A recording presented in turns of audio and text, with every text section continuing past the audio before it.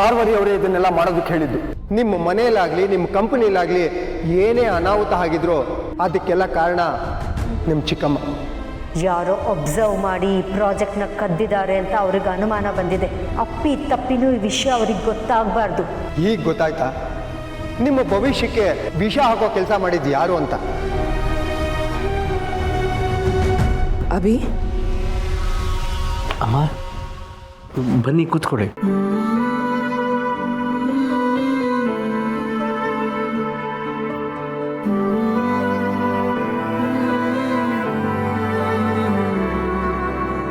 ಯಾಕಮ್ಮ ಯಾಕೆ ಹಾಗೆ ನೋಡ್ತಾ ಇದ್ದೀರಾ?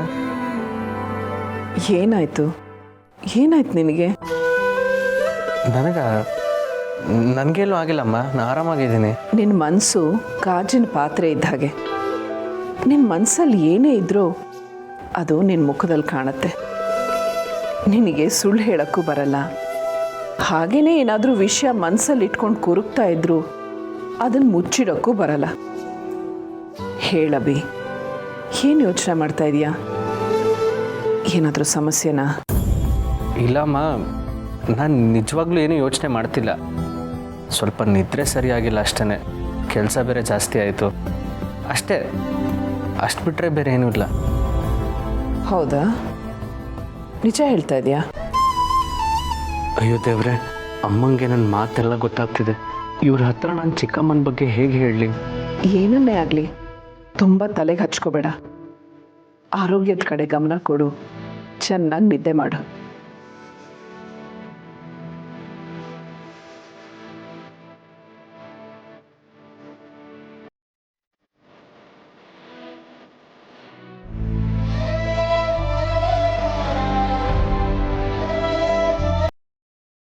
ಅಭಿ ಯಾಕೋ ತುಂಬ ನೋವಲ್ಲಿದ್ದಾನೆ ಅನ್ನಿಸ್ತಾ ಇದೆ. ಆದರೆ ಅದನ್ನು ಹೇಳ್ಕೊತಿಲ್ಲ. ನಾನೀಗ ಒತ್ತಾಯ ಮಾಡೋದು ಸರಿ ಇಲ್ಲ. ಇವನಿಗೆ ಸ್ವಲ್ಪ ಸಮಾಧಾನ ಆಗಲಿ. ಅಭಿ, ನಮ್ಮ ಆಸೆ, ನಮ್ಮ ಕನಸುಗಳು, ನಮ್ಮ ಗುರಿ, ನಮ್ಮ ಸಾಧನೆ ಇವೆಲ್ಲ ಸಮುದ್ರದ ಮರಳಿನ ಮೇಲೆ ಬರೆಯೋ ಅಕ್ಷರಗಳಿದ್ದ ಹಾಗೆ. ಕೆಲವೊಂದ್ಸಲ ಜೀವನದಲ್ಲಿ ಅಲೆಗಳು ಬಂದು ಆ ಅಕ್ಷರಗಳನ್ನ ಅಳಿಸ್ಕೊಂಡು ಹೊರಟೋಗುತ್ತೆ. ಕೆಲವೊಂದ್ಸಲ ಅಕ್ಷರಗಳನ್ನ ಮುಟ್ಟಕ್ಕೂ ಆಗದೆ ಅಲೆಗಳು ಹಿಂದೆ ಹೋಗ್ಬಿಡುತ್ತೆ. ನಾವು ಎಲ್ಲದಕ್ಕೂ ಸಿದ್ಧವಾಗಿರಬೇಕು. ಜೀವನದಲ್ಲಿ ಬರೋ ಸಮಸ್ಯೆಗಳು ನಮ್ಮ ನೆಮ್ಮದಿನ ಅಳಿಸಾಕಿದ್ರೆ ನಾವು ಮತ್ತೆ ಅದನ್ನು ಪಡ್ಕೊಳ್ಳೋದಕ್ಕೆ ಪ್ರಯತ್ನ ಪಡಬೇಕು. ಮರಳಿನ ಮೇಲೆ ಮತ್ತೆ ಮತ್ತೆ ಬರೆಯೋದೇ ಜೀವನ. ಆದರೆ ನಾವು ಬರೀತಾ ಇರೋದು ಮರಳಿನ ಮೇಲೆ ಅನ್ನೋದನ್ನು ಮರಿಬಾರ್ದು. ಜೀವನದಲ್ಲಿ ಏನೇ ಆದರೂ ಕುಗ್ಗಬಾರ್ದು. ಅಲೆಗಳ ಜೊತೆ ಆಟ ಆಡಬೇಕೇ ಹೊರತು ಅಲೆಗಳಿಗೆ ಭಯ ಪಡಬಾರ್ದು. ಸಮಸ್ಯೆಗಳು ಅಲೆಗಳಿದ್ದಾಗ.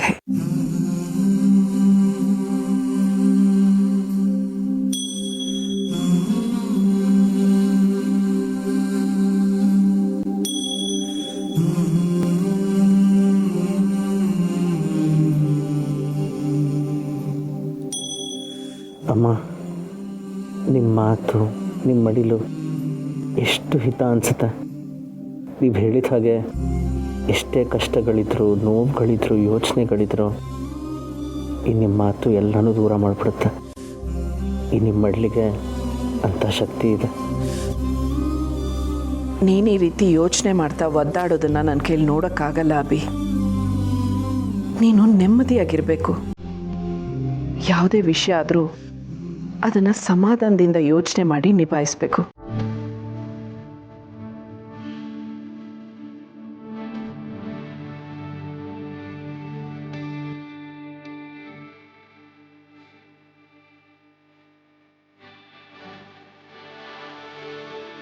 ಒಳ್ಳೆ ಹುಡುಗ.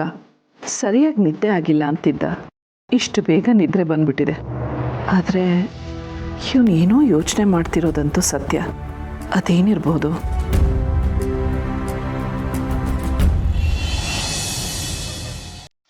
ಸಾರಿ ಸರ್, ತುಂಬ ಟ್ರಾಫಿಕ್ ಇತ್ತು, ಬರೋ ಸ್ವಲ್ಪ ಲೇಟ್ ಆಯಿತು. ಸರಿ, ಆ ರೋಡಿಗೆ ತಂದಿದ್ದು ಇಂಟ್ರಾಗೇಷನ್ ನಡೀತಾ ಇದೆ, ಅಲ್ಲಿ ಹೋಗಿ.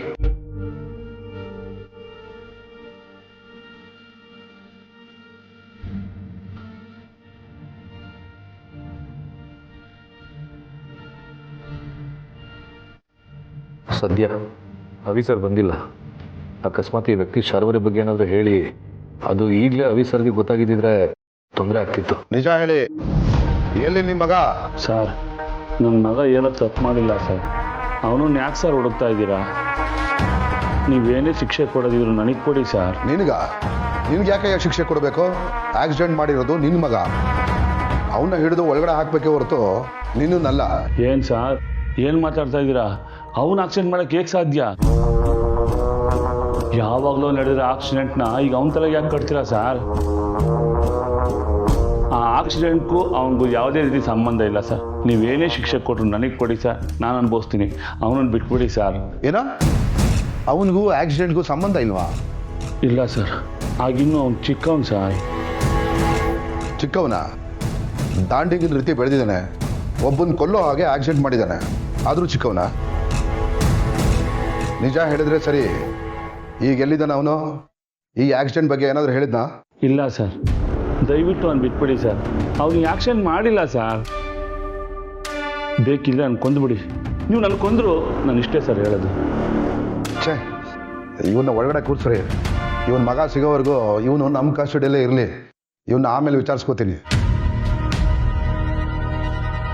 ಅಯ್ಯೋ ದೇವ್ರೆ, ನಾನು ಮಾಡಿದ ಪಾಪ ನನ್ನ ಮಗನ ಕುತ್ತಿಗೆ ಸುತ್ಕೊತಾ ಇದೆ. ಈಗ ಏನು ಮಾಡಲಿ? ಆ ಶಾರ್ವರಿ ಬಗ್ಗೆ ನಿಜ ಹೇಳ್ಬಿಡ್ಲಾ? ಯಾವತ್ತೂ ಮಾಡಿದ ಆಕ್ಸಿಡೆಂಟ್ನ ಇವತ್ತಾಕೆ ನನ್ನ ಮಗನ ಕುತ್ತಿಗೆ ಕಟ್ತಾ ಇದ್ದಾರೆ? ಆ ಆಕ್ಸಿಡೆಂಟ್ ಮಾಡಿದ್ದು ನಾನೇ. ಶಾರ್ವರಿ ಹೇಳಿದ್ದಕ್ಕೆ ಆಕ್ಸಿಡೆಂಟ್ ಮಾಡಿದೆ. ಆ ಹೆಂಗಸನ್ನ ಕೊಂದಿದ್ದಕ್ಕೆ ಅಂತ ಒಪ್ಕೊಂಬಿಡ್ಲ? ಏನು ಮಾಡಲಿ? ನನ್ನ ಮಗನ ಯಾಕೆ ಸಿಕ್ಕಾಕಿಸ್ತಿದ್ದಾರೆ ಇವರು?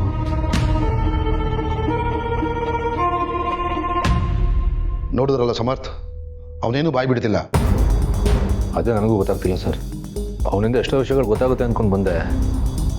ಅದು ಸರಿ, ಅಭಿಯಾನೇನೋ ಬಂದಿದ್ರಾ? ಬಂದ್ರಲ್ಲ ಆಗ್ಲೇ, ನೋಡಿ ಅಲ್ಲಿ.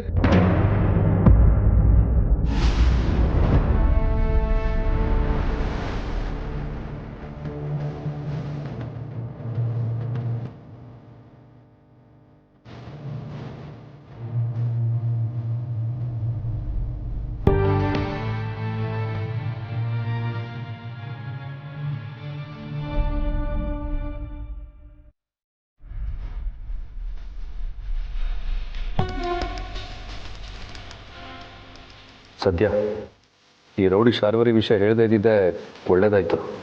ಅಭಿ ಅಣ್ಣ ಇಲ್ಲೇ ಇದ್ದಾರೆ. ಅವ್ರಿಗೆ ಯಾವ ವಿಷಯನೂ ಗೊತ್ತಾಗಿಲ್ಲ. ಇದ್ದಕ್ಕಿದ್ದ ಹಾಗೆ ಶಾರ್ವರಿ ವಿಷಯ ಗೊತ್ತಾದರೆ ಅಭಿ ಅಣ್ಣ ಹೇಗೆ ರಿಯಾಕ್ಟ್ ಮಾಡ್ತಾರೋ ಏನೋ. ಇದನ್ನೆಲ್ಲ ಹೇಗೆ ಬಗೆಹರಿಸೋದು?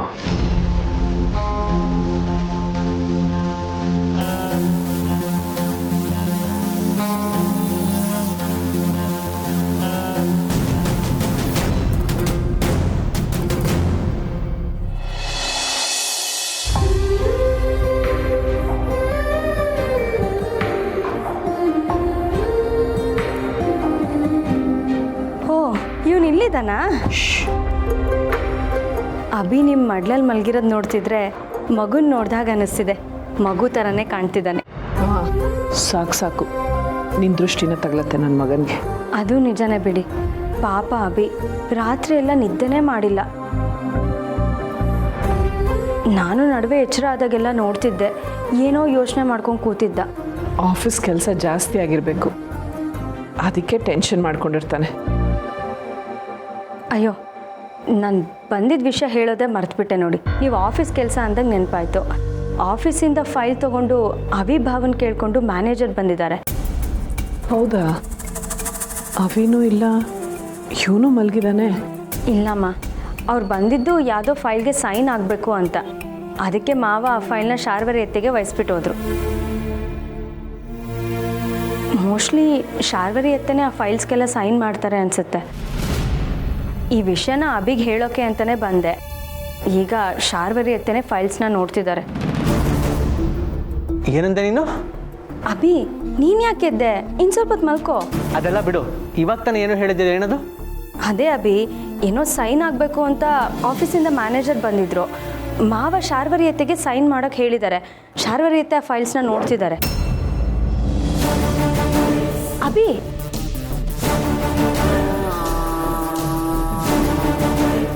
ನಿಲ್ಸಿ.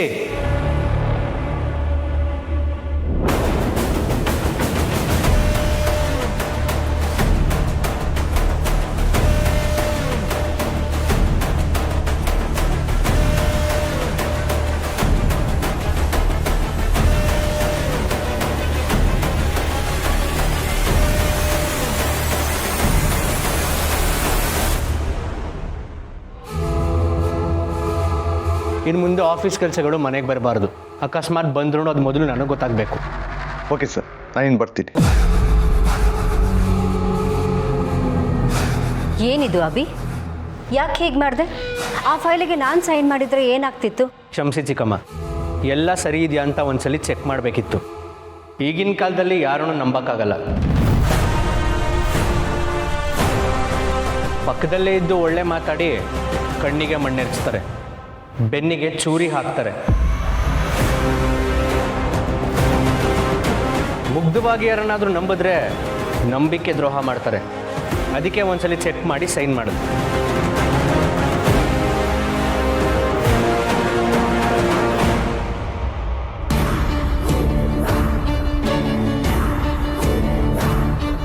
ಏನಾಗಿದೆ ಇವನಿಗೆ?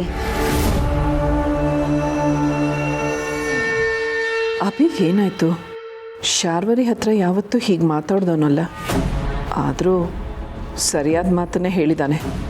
ಆದರೆ ಯಾಕೆ ಹೀಗೆ ಆಡ್ತಾ ಇದ್ದಾನೆ?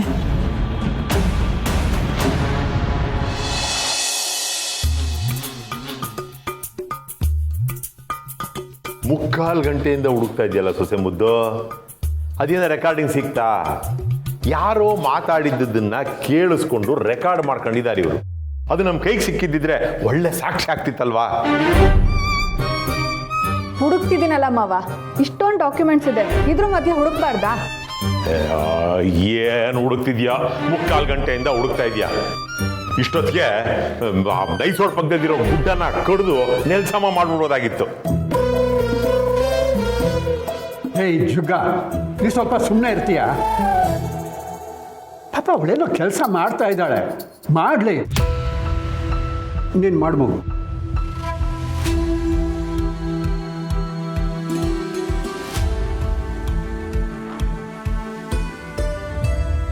ಇವರು ಎಲ್ಲಿದ್ದಾರೆ ಈಗ? ಇವ್ರ ಮನೆಯವರೆಲ್ಲ ಊರ್ ಬಿಟ್ಟು ತುಂಬಾ ವರ್ಷಗಳಾಗೋಯ್ತು. ಆಮೇಲೆ ಈಗ ಅವ್ರು ಎಲ್ಲಿದ್ದಾರೋ ಏನೋ ಒಂದು ಗೊತ್ತೇ ಆಗ್ತಾ ಇಲ್ಲ. ಅಲ್ಲಿ ಪಾಳು ಬಿದ್ದ ಮನೆ ಕಾಣ್ತಾ ಇದೆಯಲ್ಲ, ಅಲ್ಲೇ ಇವ್ರು ಇದ್ದದ್ದು. ಹೇ, ಇದೇ ನಾನು ಆವತ್ತು ಮಾಡಿದ್ದ ರೆಕಾರ್ಡು. ಅವನು ಶಾರ್ವರಿ ಕುಟುಂಬದ ಬಗ್ಗೆ ಹೇಳಿದ್ದಾನೆ, ಶಾರ್ವರಿಗೆ ಒಬ್ಬ ಅಕ್ಕ ಇದ್ಲು ಅನ್ನೋದನ್ನು ಹೇಳಿದ್ದಾನೆ. ಸೂಪರ್ ಅಲ್ಲ ಮತ್ತೆ? ಶಾರ್ವರಿ ಅನಾಥೆ ಅಂತ ಸುಳ್ಳು ಹೇಳ್ಕೊಂಡು ಆ ಮನೆಗೆ ಸೇರ್ಕೊಂಡಿದ್ಲು. ಈಗ ಈ ಆಡಿಯೋ ಮೂಲಕ ಅವಳಿಗೊಂದು ಮದುವೆ ಇದೆ, ಅವಳಿಗೆ ಅಕ್ಕ ಇದ್ಲು, ಅವ್ರ ಸಂಬಂಧಿಕರೆಲ್ಲ ಇದ್ರು ಅನ್ನೋ ವಿಷಯ ಗೊತ್ತಾದರೆ ಅವಳ ಆಟ ಮುಗೀತಲ್ಲ. ಇದೊಂದು ಒಳ್ಳೆ ಸಾಕ್ಷಿ ಆಗತ್ತೆ ಅಲ್ವಾ? ಇದು ತುಂಬ ಇಂಪಾರ್ಟೆಂಟ್ ಆಡಿಯೋ. ಇದನ್ನ 3-4 ಕಡೆ ಸೇವ್ ಮಾಡಿ ಇಟ್ಕೊಂಡಿರ್ತೀನಿ. ಸರಿ, ಹಾಗೆ ಮಾಡು. ನಾವು ಅಂದ್ಕೊಂಡು ಹಾಗೆ ಎಲ್ಲ ಆಗಿಬಿಟ್ರೆ ಆ ಶಾರ್ವರಿ ಅಂತ್ಯ ಆದಷ್ಟು ಬೇಗ ಆಗತ್ತೆ.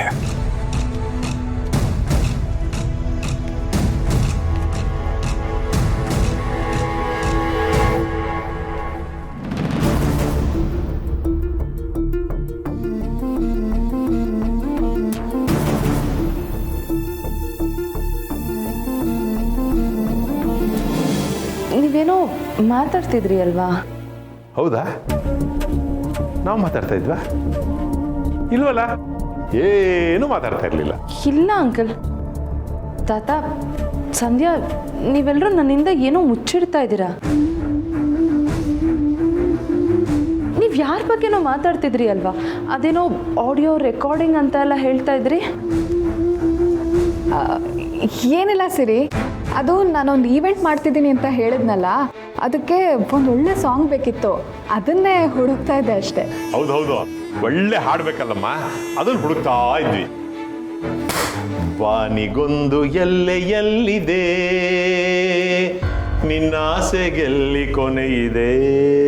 ಮಾವ, ಈ ಹಾಡು ಚೆನ್ನಾಗಿದೆ, ಇಲ್ಲಿ ಮತ್ತೆ ಹಾಡಿ. ವಾನಿಗೊಂದು ಎಲ್ಲೆ ಎಲ್ಲಿದೆ, ನಿನ್ನ ಆಸೆಗೆಲ್ಲಿ ಕೊನೆ ಇದೆ, ಏಕೆ ಕನಸು ಕಾಣುವೆ, ನಿಧಾನಿಸು ನಿಧಾನಿಸು.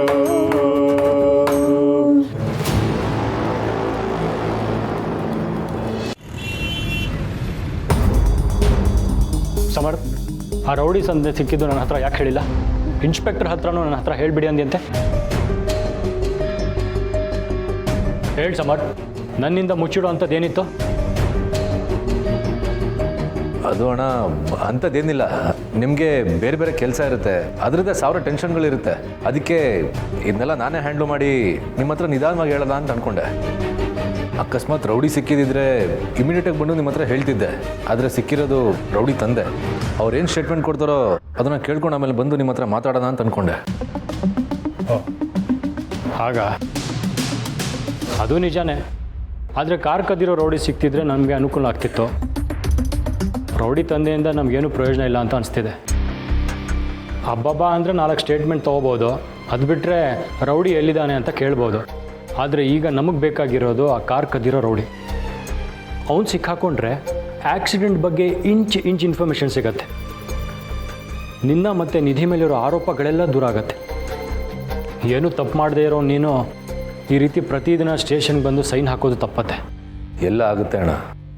ಕಾಲ ಕಳೆದ ಹಾಗೆ ಸತ್ಯ ಗಟ್ಟಿ ಆಗ್ತಾ ಹೋಗುತ್ತೆ. 1-2 ಸಾಕ್ಷಿ ಸಿಗೋದಕ್ಕಿಂತ ಎಲ್ಲ ಸಾಕ್ಷಿ ಒಟ್ಟಿಗೆ ಸಿಕ್ಕಿ ನಿಜವಾದ ಅಪರಾಧಿಗಳಿಗೆ ಶಿಕ್ಷೆ ಆಗಬೇಕು ಅಷ್ಟೆ. ನಿಜ ಸಮರ್ಥ. ನಾನು ಇನ್ಸ್ಪೆಕ್ಟರ್ ಹತ್ರ ಮಾತಾಡಿದ್ದೀನಿ, ನೋಡೋಣ ಏನಾಗುತ್ತೋ ಅಂತ. ನನ್ನ ಅಣ್ಣ ನನ್ನ ಜೊತೆ ಇರಬೇಕಾದ್ರೆ ನನಗೇನು ಭಯ ಇಲ್ಲ.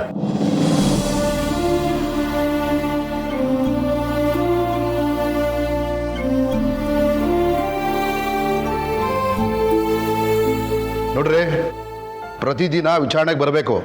ನಮ್ಗೆ ಹೇಳ್ದೆ ಊರು ಬಿಟ್ಟು ಎಲ್ಲೂ ಹೋಗೋ ಹಾಗಿಲ್ಲ.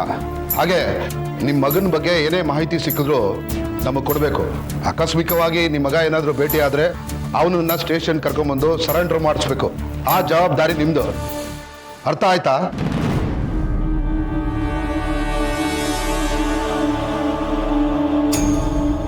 ಸರ್, ನಾನು ನೋಡ್ಬೋದಾ? ಆಯಿತು, ಹೊಡಿ.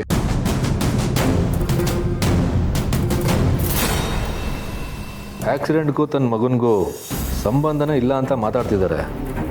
ಅದು ಹೇಗೆ ಸಾಧ್ಯ? ಮಗ ಚಿಕ್ಕವನು, ಹಾಗೆ ಹೀಗೆ ಅಂತ ಏನೇನೋ ಹೇಳ್ತಿದ್ರು. ಅವ್ರ ಮಾತುಗಳಿಗೂ ಅರ್ಥನಾದರೂ ಏನು? ಹೇಗಾದರೂ ಮಾಡಿ ತಿಳ್ಕೋಬೇಕು.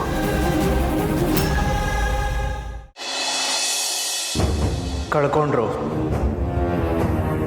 ಎಲ್ಲ ಸರಿ ಇದೆಯಾ ಅಂತ ಒಂದ್ಸಲಿ ಚೆಕ್ ಮಾಡಬೇಕಿತ್ತು. ಈಗಿನ ಕಾಲದಲ್ಲಿ ಯಾರನ್ನೂ ನಂಬಕ್ಕಾಗಲ್ಲ. ಪಕ್ಕದಲ್ಲೇ ಇದ್ದು ಒಳ್ಳೆ ಮಾತಾಡಿ ಕಣ್ಣಿಗೆ ಮಣ್ಣೆರ್ಚ್ತಾರೆ, ಬೆನ್ನಿಗೆ ಚೂರಿ ಹಾಕ್ತಾರೆ. ಮುಗ್ಧವಾಗಿ ಯಾರನ್ನಾದರೂ ನಂಬಿದ್ರೆ ನಂಬಿಕೆ ದ್ರೋಹ ಮಾಡ್ತಾರೆ. ಅದಕ್ಕೆ ಒಂದ್ಸಲಿ ಚೆಕ್ ಮಾಡಿ ಸೈನ್ ಮಾಡೋದು.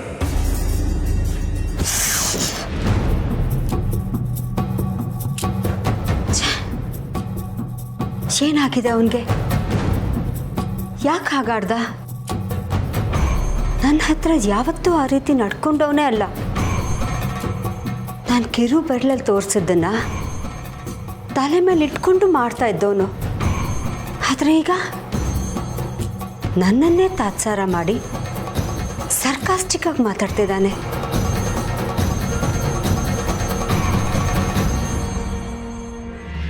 ಅವನಿಗೆ ನನ್ನ ವಿಷಯಗಳೇನಾದರೂ ಗೊತ್ತಾಯ್ತಾ? ತುಳಸಿ ಏನಾದರೂ ಅವನಿಗೆ ಹೇಳಿರ್ಬೋದಾ? ಇಲ್ಲ ಇಲ್ಲ, ತುಳಸಿ ಹೇಳಿರೋಕ್ಕೆ ಸಾಧ್ಯನೇ ಇಲ್ಲ. ಹಾಗೊಂದು ವೇಳೆ ತುಳಸಿ ಹೇಳಿದ್ರು ಅವನು ಅದನ್ನು ನಂಬೋದಿಲ್ಲ. ಮತ್ತೇನಾಗಿರ್ಬೋದು? ಮೊನ್ನೆ ಪ್ರಾಜೆಕ್ಟ್ ಲೀಕ್ ಆಯ್ತಲ್ಲ, ಅದನ್ನು ಮಾಡಿಸಿದ್ದು ನಾನೇ ಅಂತೇನಾದರೂ ಅವನಿಗೆ ಗೊತ್ತಾಗೋಯ್ತಾ? ಅದು ಹೇಗೆ ಗೊತ್ತಾಗೋಕ್ಕೆ ಸಾಧ್ಯ? ಇಲ್ಲ, ಹಾಗೆಲ್ಲ ಏನೂ ಆಗಿರಲ್ಲ. ಒಂದು ವೇಳೆ ಗೊತ್ತಾಗ್ಬಿಟ್ಟಿದ್ರೆ ದೊಡ್ಡ ಅನಾಹುತನೇ ಆಗೋಗುತ್ತೆ. ಈ ಅವಿಗ್ ವಿಷಯ ಗೊತ್ತಾದರೂ ಹೇಗೋ ನಿಭಾಯಿಸ್ಬೋದು. ಆದರೆ ಅಭಿ ಅವನು ಮೊದಲೇ ಕೋಪಿಷ್ಟ. ಅವನಿಗೇನಾದರೂ ನನ್ನ ವಿಷಯ ಗೊತ್ತಾದರೆ ಅವನು ಹೇಗೆ ಬೇಕಾದ್ರೂ ರಿಯಾಕ್ಟ್ ಮಾಡ್ಬೋದು, ಯಾವ ನಿರ್ಧಾರ ಬೇಕಾದರೂ ತಗೋಬೋದು. ಅವನನ್ನು ಸಮಾಧಾನ ಮಾಡೋದಾಗ್ಲಿ, ಅವನನ್ನು ಸಂಭಾಳಿಸೋದಾಗ್ಲಿ ತುಂಬಾ ಕಷ್ಟ. ಇಲ್ಲ, ಹಾಗೆಲ್ಲ ಏನೂ ಆಗಿರಲ್ಲ. ಯಾವುದಕ್ಕೂ ನಾನೇನು ಮುಂದೆ ತುಂಬ ಹುಷಾರಾಗಿರಬೇಕು. ಆ ಅಭಿಗೆ ನನ್ನ ಬಗ್ಗೆ ಒಂದು ಚಿಕ್ಕ ಸುಳಿವು ಸಿಗದೆ ಇರೋ ಹಾಗೆ ನಡ್ಕೋಬೇಕು.